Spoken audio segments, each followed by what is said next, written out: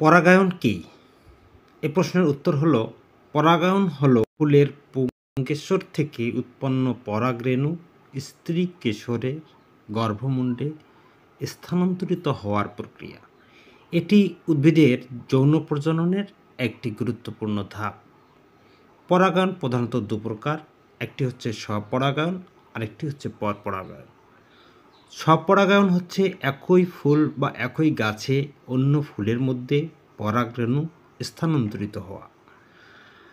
আর পরপরাগায়ন হচ্ছে একই ফুলের পরাগরেণু অন্য ফুলের স্ত্রীকেশরে স্থানান্তরিত হওয়ার প্রক্রিয়া। অর্থাৎ আমরা এখানে দেখতে পাচ্ছি যে